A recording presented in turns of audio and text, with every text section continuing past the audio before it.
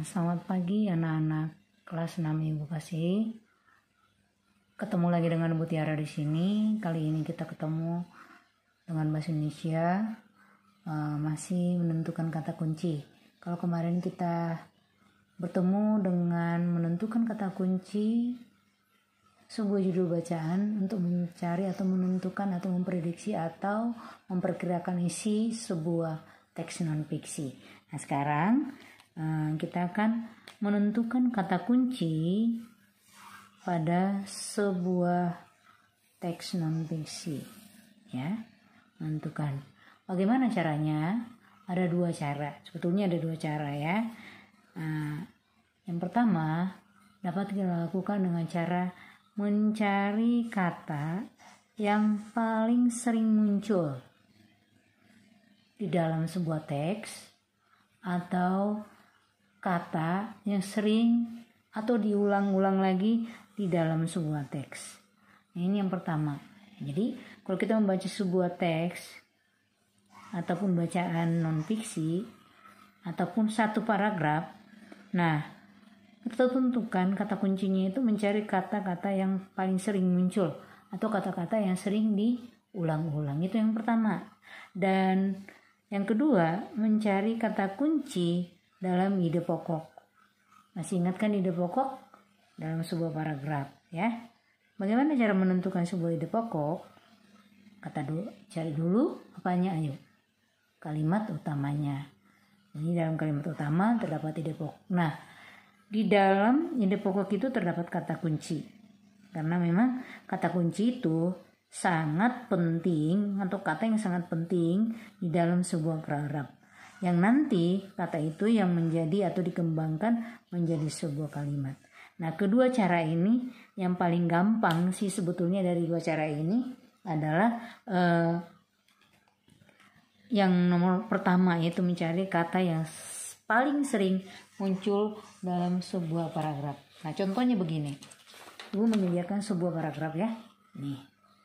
Paragraf ini kita judulnya pubertas pada masa remaja. Nah, ya, siapa yang bisa menentukan kata kunci dari judul ini? Ada berapa kira-kira? Kira-kira kata kuncinya apa?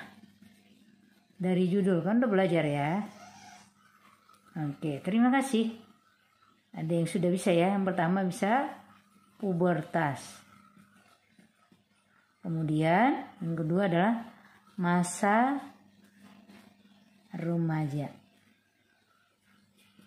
Nah, ini adalah merupakan kata kunci dari judul, ya. Ini kata kunci dari judul. Nah, yang kita cari sekarang adalah kata kunci yang ada dalam satu paragraf ini. Ayo, tadi bagaimana caranya? Caranya yang pertama adalah kata yang sering muncul atau yang diulang-ulang di dalam bacaan ini. Ibu akan baca, ya. Semua manusia akan mengalami masa pubertas dalam hidupnya. Masa pubertas adalah masa perubahan dari anak-anak menjadi dewasa.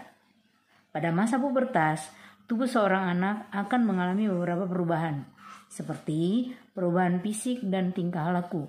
Perubahan-perubahan ini dipengaruhi oleh hormon dan dalam tubuh. Hormon merupakan zat yang dihasilkan oleh tubuh untuk mengendalikan proses tertentu di dalam tubuh. Pubertas dialami pada masa remaja. Menurut World Health Organization atau WHO, masa pubertas terjadi pada rentang usia 10 sampai 19 tahun. Nah, dari sini kita cari kata apa yang sering muncul atau sering diulang-ulang. Nih, mungkin ini yang pertama, ya. Semua manusia akan mengalami masa pubertas. Ini masa pubertas, ya. Kemudian diulang lagi masa pubertas, ya. Terus nih pada masa pubertas. Nah, kemudian terus nih masih ada nggak? Nih pubertas. Lagi, ya. Masih ada nggak? Perubahan fisik tingkah laku merupakan perubahan pubertas. Nah, jadi bisa disimpulkan kata kunci yang pertama adalah dalam di dalam paragraf ini, yang pertama adalah apa yuk? Masa pubertas. Ya, masa pubertas. Kemudian yang kedua, kira-kira apa lagi? Ada lagi nggak kira-kira? Ada yang bisa memberikan pendapat? Masih ada kira-kira? Ada. Tadi kita coba ini masih ada lagi kata-kata yang berulang-ulang lagi disebutkan atau diulang-ulang lagi, yaitu perubahan. Ya, masa pubertas adalah masa perubahan dari anak-anak menjadi dewasa. Pada masa pubertas, seorang akan mengalami beberapa perubahan seperti perubahan fisik, kemudian perubahan dipengaruhi oleh hormon, dan selanjutnya itu beberapa kali diulang lagi. Dapat kita simpulkan bahwa kata kunci yang kedua adalah perubahan. Ada lagi yang lain?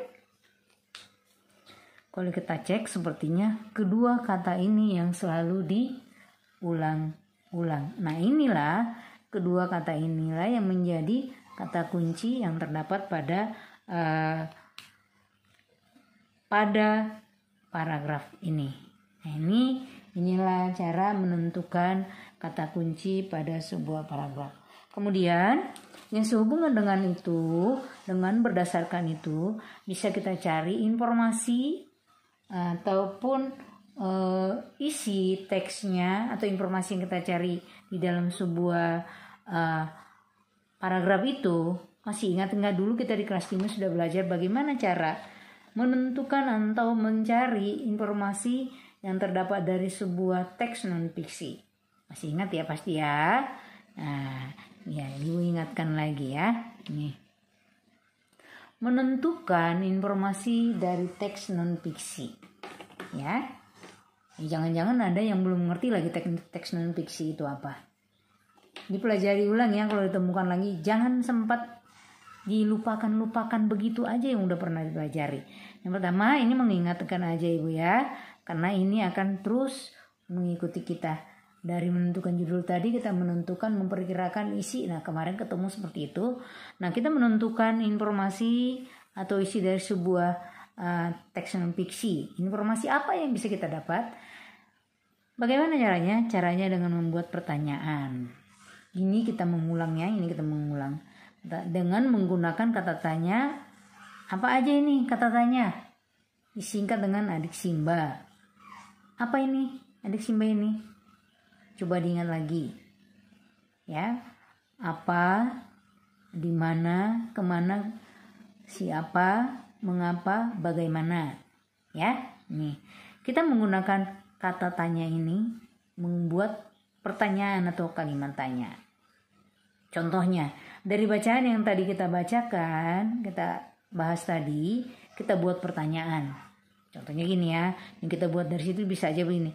Apa yang dimaksud dengan masa pubertas? Tadi ada ya di dalam bacaan itu. Atau bagaimana perubahan fisik seorang anak yang mengalami pubertas? Nah, tadi dibahas juga di dalam bacaan kita itu.